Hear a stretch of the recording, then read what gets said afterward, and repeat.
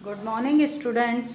बच्चों, हमारे द्वारा 6 चैप्टर के लास्ट टॉपिक पर आया जा रहा है। इसके बाद आपके ग्राफीय प्रस्तुतिकरण लॉरेंज वक्र और दे रखा है, उसका अध्ययन हम बाद में करेंगे। उससे पहले हम प्रमाप विचलन का अध्ययन करेंगे। प्रमाप विचलन ये आपके जो द्वितीय श्रेणी के माप थे 6 चैप्टर में अध्ययन किए जा रहे थे। द्वितीय श्रेणी के माप को अपकिरण के माप भी कहते हैं। इसके अंतर्गत आपने 3 विधियों का अध्ययन कर लिया है। सबसे पहले नंबर पर आपके द्वारा परास का अध्ययन किया गया था, जिसे विस्तार भी कहते हैं, रेंज इंग्लिश में कहा जाता है। दूसरे नंबर पर आपने चतुर्थक विचलन का अध्ययन किया था, जिसे क्वार्टाइल डेविएशन कहा जाता है।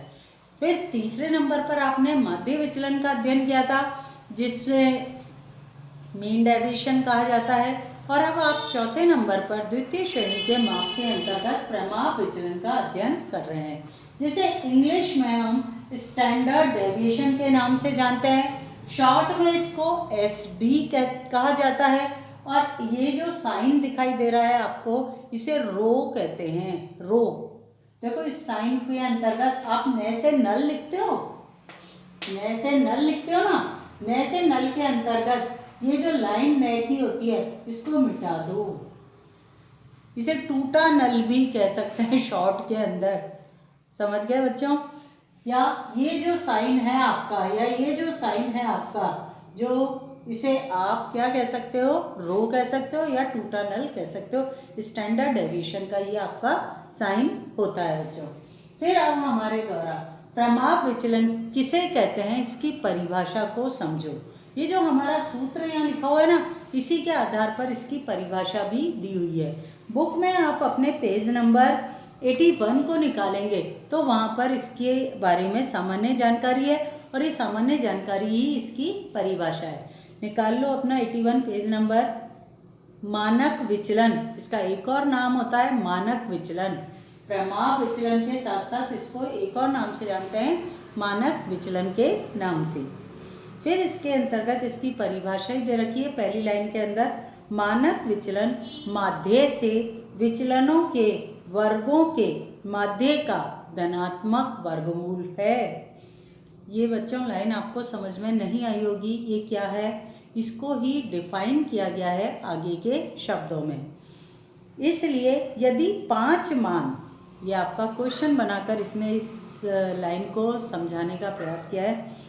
इसलिए यदि 5 मान x1, x2, x3, x4 और x5 हैं, तो सबसे पहले इनका माध्य परिकलित कीजिए। माध्य से मतलब x बार ज्ञात कीजिए।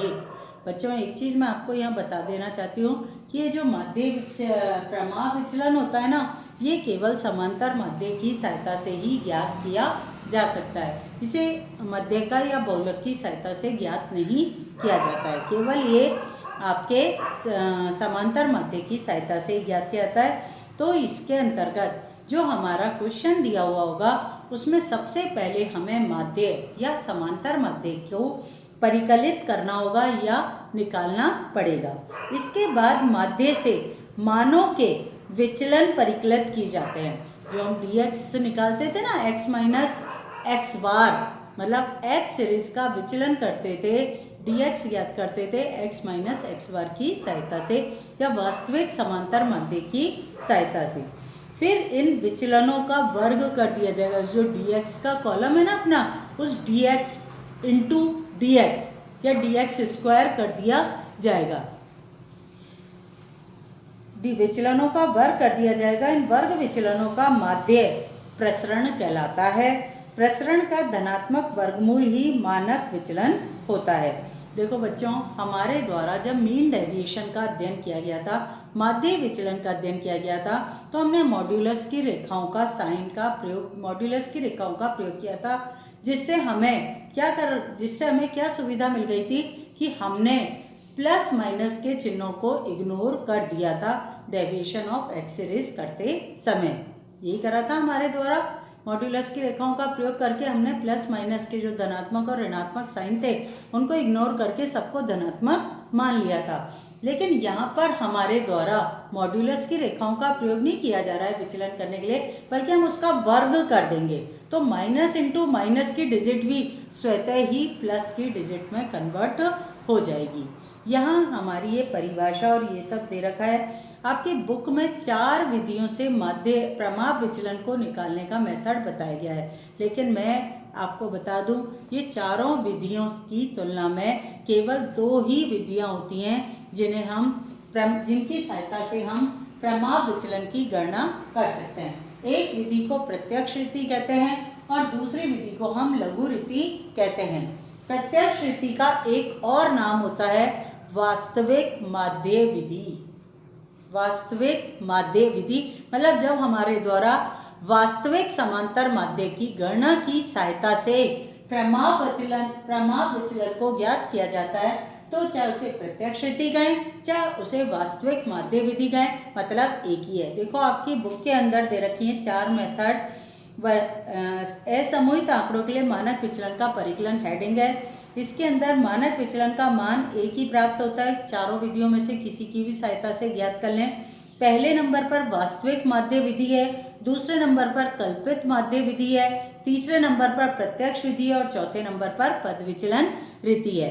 देखो ये जो पहली विधि है ना, वास्तविक माध्य विधि कहें या प्रत्यक्ष विधि कहें, ग नंबर पे और क नंबर पे जो दे रखा है उसे हम प्रत्यक्ष रीति के नाम से जानते हैं। उसका फॉर्मूला ये होगा सिग्मा रो का sign standard deviation equal to under root के अंदर sigma d square upon N.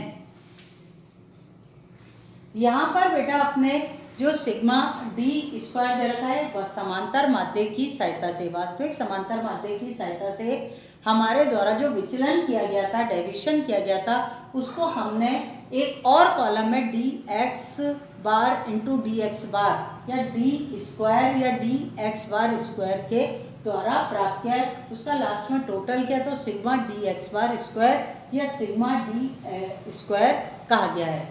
Divide का साइन अंडर रूट, डिवाइड के साइन क्या, नंबर ऑफ आइटम, कितने नंबर ऑफ आइटम लिए गए हैं, और ये आपका अंडर रूट के अंतर्गत आएगा।